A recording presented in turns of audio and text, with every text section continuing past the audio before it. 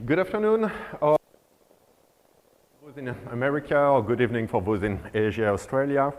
So welcome to this session about CABL, which stands for Code Analyzer for ABL. So we will have a look at the latest improvements on this topic. So my name is Gilles Querret.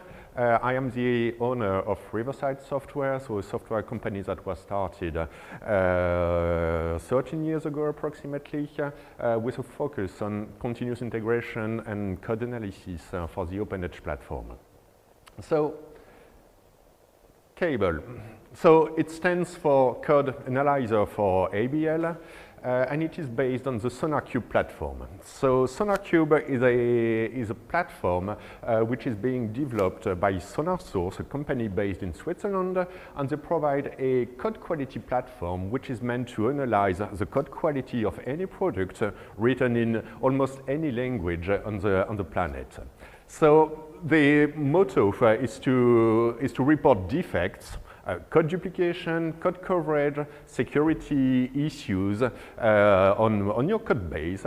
And so it is also an extensible platform. So this means that it's possible for any company to implement a plugin for a given language. And this is exactly what Riverside has done. So we have worked on the ABL plugin. So it's possible to extract the intelligence from any source code, extract a syntax tree, and then execute rules and report defects for the ABL language. So CABL is, well, resolution is not very good. I'm not sure if that's okay here on the feed. So Sonarqube is able to provide you a view on the overall code of any product. So this is a view on a very small product, which is PCT, a build automation platform that is also maintained by Riverside. So where you can see that there is a very limited number of bugs, code smells, or code duplication on the entire source code. So, but when you execute a code analysis on a real-world product, so you usually end up with thousands of issues, if not hundreds of thousands. So you have to find something to be focused on what you can fix. So it's just impossible. It's impossible to go and see your manager and find some budget to fix absolutely every issue on your code base. So what can be done using Sonarqube is that you can focus on the new code. And this is exactly what Sonarqube is very good at, is to pinpoint exactly the new code that you are working on and say, on those lines of code that you have just written, here are the defects. And you have to keep the number close to 0 so that over a long period of time, you will be able to improve the code quality of your product. So instead of trying to fix every single issue on the product, you just focus on the parts of the code where you are currently working on, and you make them better and better. And so over time, that will increase the code quality of your product. So Sonarqube is good at providing some metrics on the overall product, but it's also possible to see, to dig directly into the code and see line by line if you have an issue. And also here we have this red and green view, which shows exactly what has been tested or not tested during the unit test or during the integration test. So this is what the code coverage metric. So this is something that is only available in Sonarqube. So you can know exactly which parts of your application is being tested or not tested in your continuous integration platform. So just a few words of history about the product. So in 2013, a first talk has been delivered. That was during the PUC Challenge in Brussels, and it was very successful. A lot of people attended this presentation, but at this time the product was not available yet. It was a prototype. There was a basis of the CABL platform. However, it was just a prototype at this stage. So project was put on hold for some time due to some we wanted to be absolutely sure on where we were going to. Also, there were some changes on the Sonarqube platform, so it was a bit difficult to catch up with the various changes. So that was put on hold, and back in 2015, development started again, and the first beta test was opened in 2016, so in March 2016. After a couple months with a couple beta testers, thank you, Mike, you were one of those beta testers. After a couple months, a first commercial release have been made available on September 2016.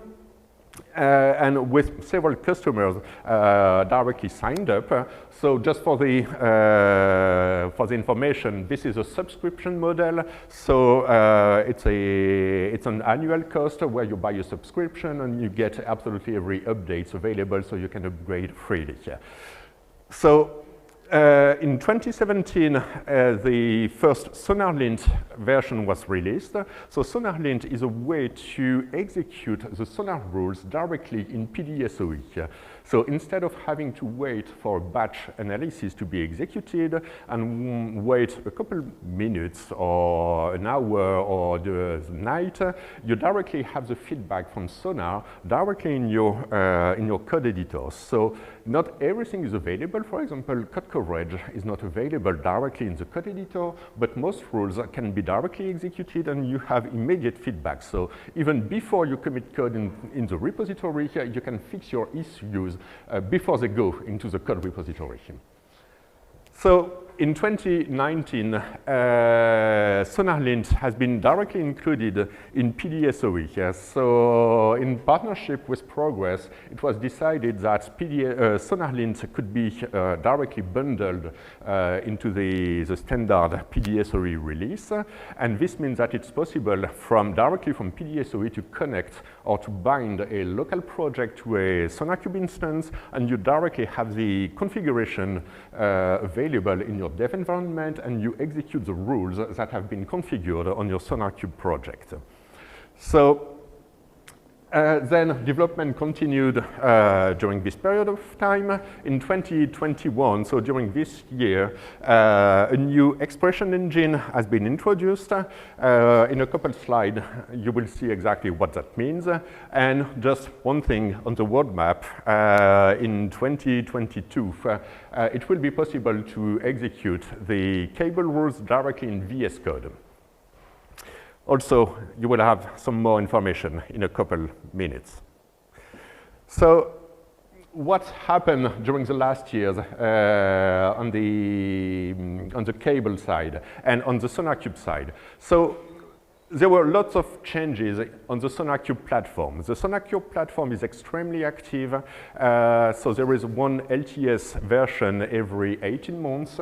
And so in version 6.7, one of the major issues that has been fixed is the issue backdating. So this is a barbarian term for when you introduce a new rule in Sonarqube, so you define a new specific rule, you execute it, it has a date associated to the thing. And this is in order to say this is a new issue that has been an issue on new code, or this is something back from 6 years ago, but just a new rule. And in order to present some decent metrics, it was absolutely required to say this code has been written 6 years ago, for example.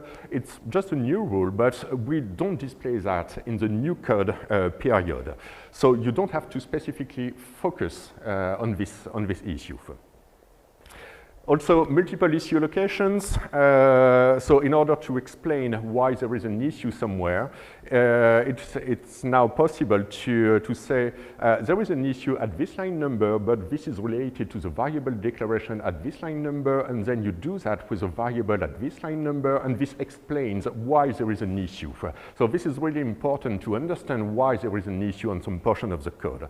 This is especially important for OpenEdge code because you can have issues on the main file, but where some side effect comes from an include file. So it can be extremely difficult to understand why there is a problem, and this lets you have that. The branch analysis is something very important that has been introduced in the developer edition of Sonarqube. This is in order to make it extremely easy to display the issues related to a given branch. Sonarqube is able to detect that this is code that has been introduced in a given Git branch. So this is only those parts of the code that have been modified, and it's possible to display only issues related to this branch. So every branch is available in the web UI, so you can switch from one branch to another. In 7.9, the pull request decoration was introduced. This is also related to the branch analysis. So when working with GitHub, or where you can open pull requests, or GitLab, where it's merge request, it's possible to push information from Sonarqube directly to GitHub or GitLab or Bitbucket server. So you have a single location where you can see the defects, code smells, and code coverage based on any branch. There were lots of new languages. Something important is that MySQL support has been dropped, so that has been a problem for some customers because MySQL was the database of choice during the initial setup of Sonarqube, and they dropped support. 8.9 with a new look and feel, C++ and Python support. And currently, the current version, LTS version, is 8.9. If you have to install a Sonarqube instance, please use 8.9. As of today, there are some minor annoyances with 9.1, which is the current dev version, especially if you are working with OpenEdge 11.7, where there are some requirements on the Java version. So I think it's better to stay with 8.9. The 9.x cycle is moving quite fast, so stay on the LTS version. Gilles? Yes. I have a question from Karl Verbist. Sure. He's asking whether there are any alternatives to the pull request decoration than the in the developer edition. In the developer edition, you can have a view for directly in the web UI of the given branches. So you can go into the web UI, go to the bug fix branch, and you have directly the results for this branch.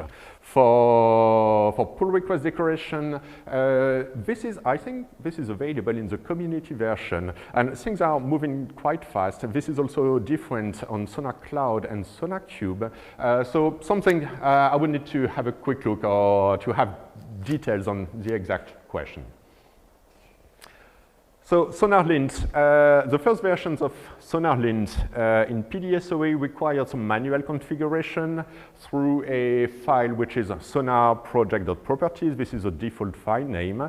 It is now possible to directly read the Eclipse configuration, especially for the database schema. That was one of the major pains at the beginning because you had to provide the DF file, and there were sometimes some confusion on how the schema had to be provided to the SonarLint engine. So this is now directly read from the Eclipse configuration. The ABL support, we also make sure that it's possible to parse any ABL code up to the latest version. So we usually work on the parser improvements during the ESAP cycle. So ESAP stands for Early Software Access Platform, probably. So currently, the syntax which is accepted by the parser is up to the 12.5, where you have the var keyword support and include some expressions. So you can say var x or var int x equals something. In the improvement, the quality profile, so that was also in relation with what Sonarqube has done. They wanted to improve the signal versus noise ratio by saying we don't want to overwhelm the developers with too many issues which are false positives. So it's better not to report an issue, rather than reporting false positives. So this also has been done on the CABL quality profiles to say we try to too many rules were included in the default profiles, some of them being absolutely meaningless for many companies. So we just removed them from the default quality profile in order to make sure that what is reported out of the default quality profile is meaningful on any code base. Then you can still modify and customize the quality profile and say, I would like to include some additional ones, but what is available as a default is meaningful. So we wanted to make sure that this is the case. And also, annotations can now be used in order to skip issues. In many cases, there might be some false positives in your code, or you do something bad on purpose. So the legacy way of saying, I really want to do that, was by working with a preprocessor variable, so the proparse prolint no one. However, it's now possible to say, I will add an annotation next to a statement or even next to a code block. So you can put that on a do block or a repeat or method or a class, and any issue for being reported there.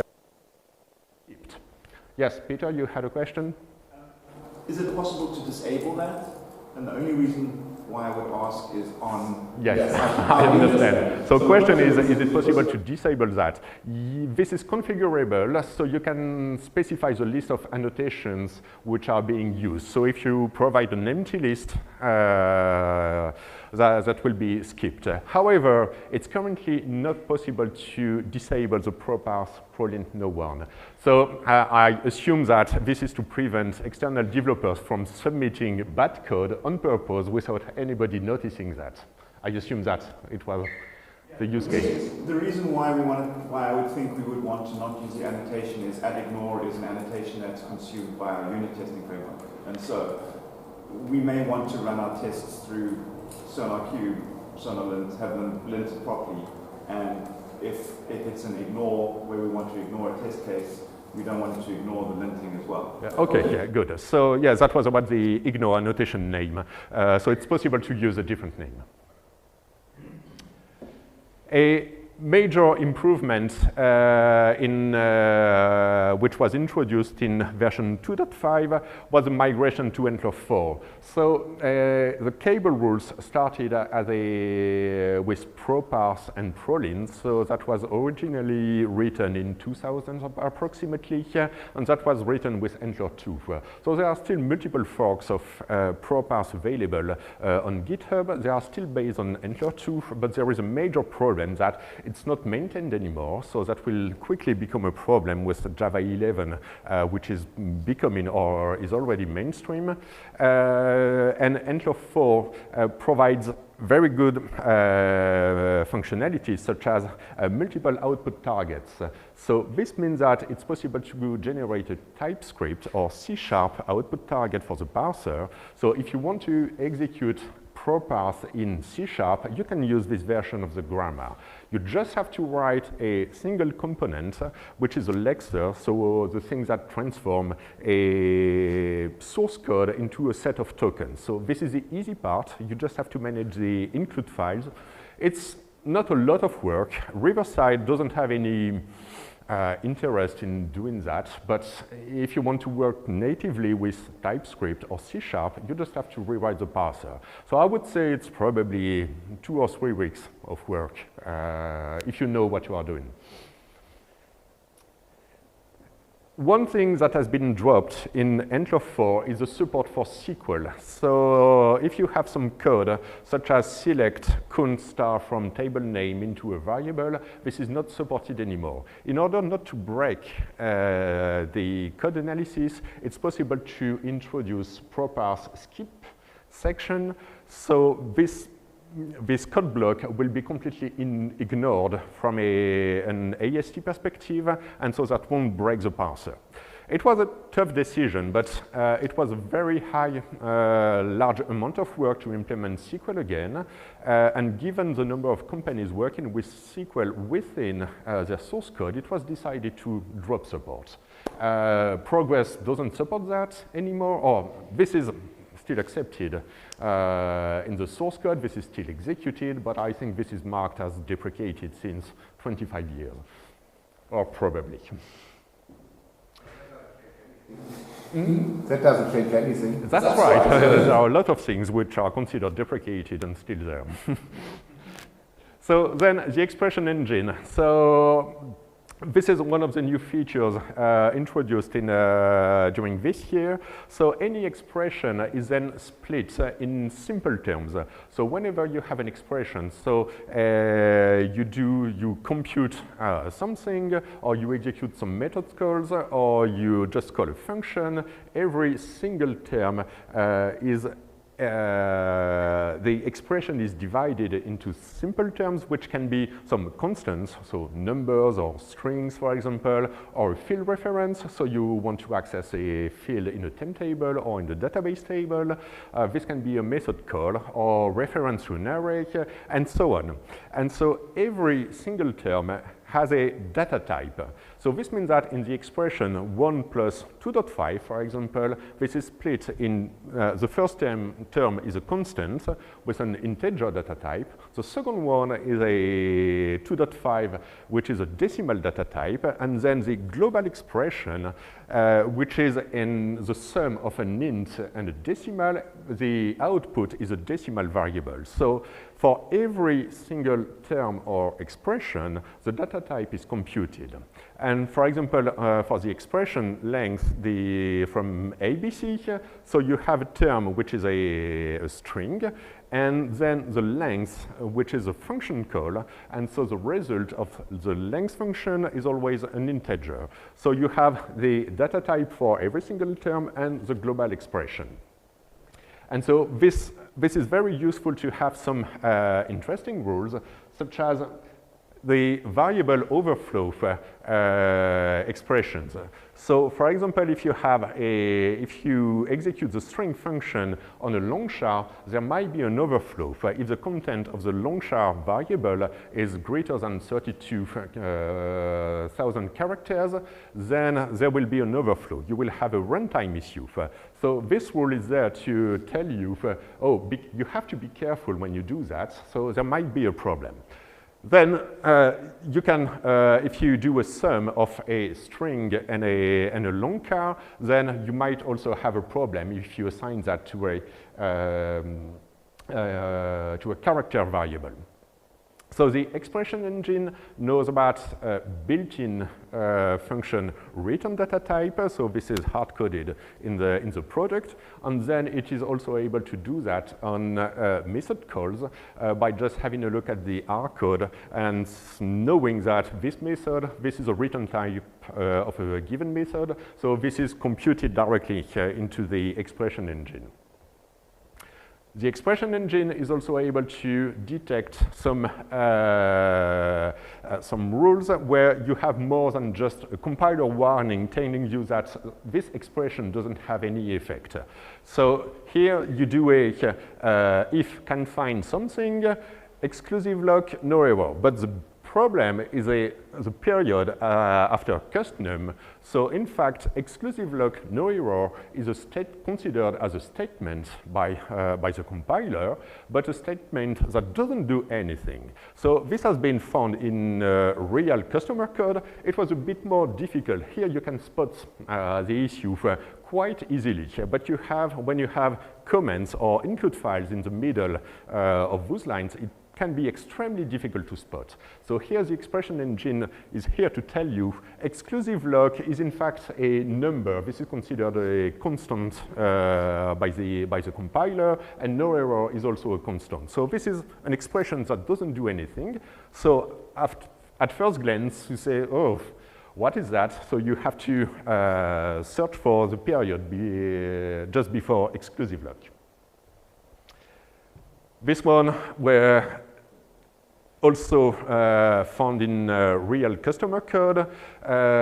This has been made anonymous to preserve the customer, but if then false. So without any assignments, it was supposed to be an assignment, but it was just then false, and that doesn't do anything. I think it was supposed to be a return false, and in fact, it didn't return anything. It was returning a question mark. Another one, which is a very common one, that was extremely interesting because it has been found, I think on a multi-million code base, it has been found something like 50 or times. And this is because plus and equal are on the same key. This is the case on many layouts. So this is a very common typo. You want to increment a variable and you just type plus because you go too fast and you just don't increment anything. So you have the wrong count. Yes? You can now use plus equal. Yes, that's right. You can now use plus equal.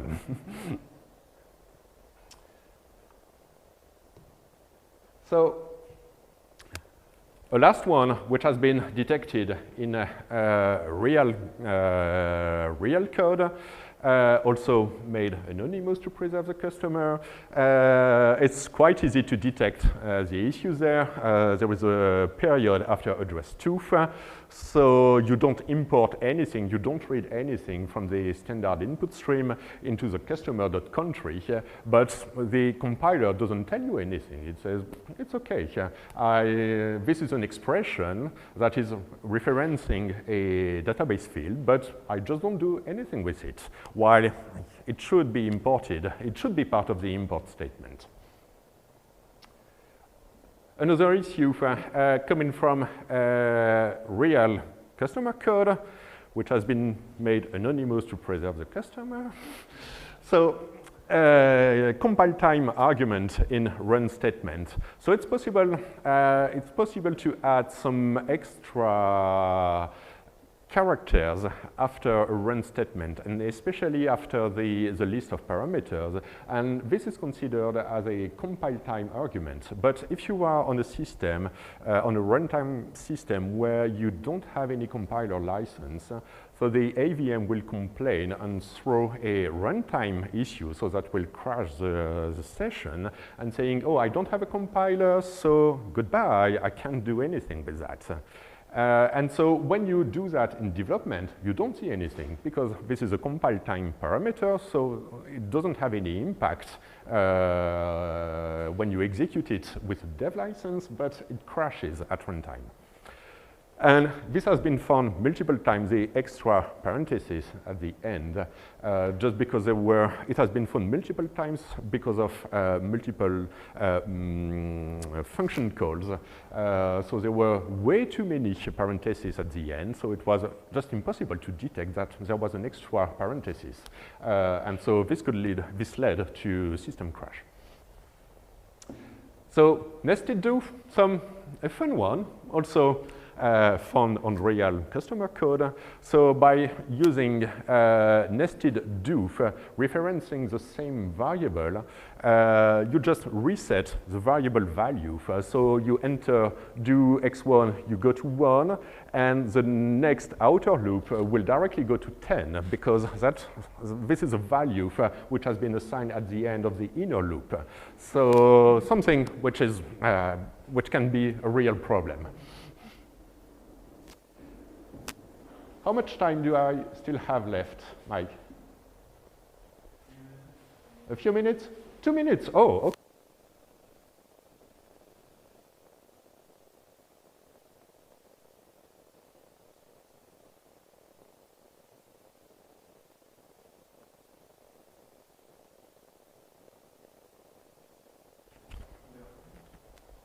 No, it seems to, it's okay. So query injection is a major problem when working with SQL because this is the extremely common comic from XKCD where it's possible to say you modify your name to introduce a semicolon drop table student, and then when you execute the SQL statement, if this is not escaped properly, you just execute the select followed by the drop table students. So this is something that you have to be extremely careful when working with SQL. It's a bit less of a problem when working with ABL, but in this simple example, we just create a dynamic query doing a pre-select each customer where name equals and the parameter name is between quotes. So here, if the parameter is a lift tool, you will have one record being found. However, if you have a way to modify the parameter, so if your customer is able to modify the parameter and have access to that, and is able to say, my name is lift2 or 1 equals 1, then you immediately return more than 1,000 records. So this is what is query injection. So it's not possible to execute a delete statement from that because the AVM prevents that, but this is still something that you have to be extremely careful if it's possible to pass parameters into what is being executed in dynamic queries. And same problem happens with operating system commands. So if you execute ls-l some parameter, you will get some the value for the output of this command line. However, if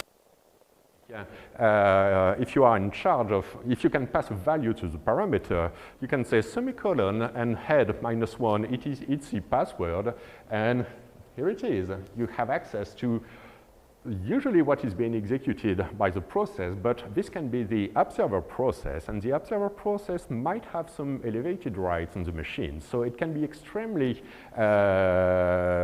it can be a real problem when doing that, especially given that the application server might have access to the other session context, so it has access to temp files, so a lot of things are available. So just in 2 words, the custom rules template, the CABL is open source, the engine is open source. So if you want to write your custom rules, you can do that without having to pay anything. So I've said that there is a subscription model, but if you want to implement custom rules, you can do that with the open source version. So you just have to write things in Java or Groovy, and the CABL API doesn't hide anything. You have access to absolutely everything. And last thing is about what's coming next. So it will be possible to execute CABL directly in VS Code. So that will be part of the next session, which is at 5:30 in Europe, at least. So no need to set up a PDSOE project to have access to the CABL output. That will be possible directly in VS Code. So I will skip this section because it's a bit too long. Any questions from the audience?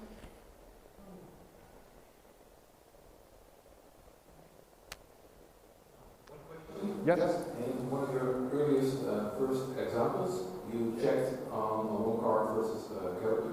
Yes. If I do some check if length a long card is less than, say, 1,000, assigned string is long card. So this is exactly what I wanted to show in the previous slide. So the question is about, it's possible to check for the length of a long char variable and then assign it to a char variable.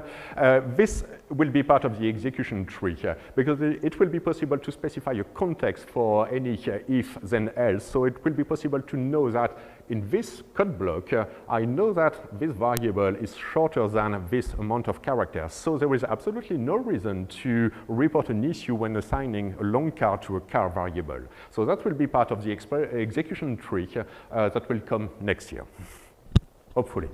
Yes? So I have a question from Karl Verbies from CCE. He's asking if we can use skip section to ignore rules.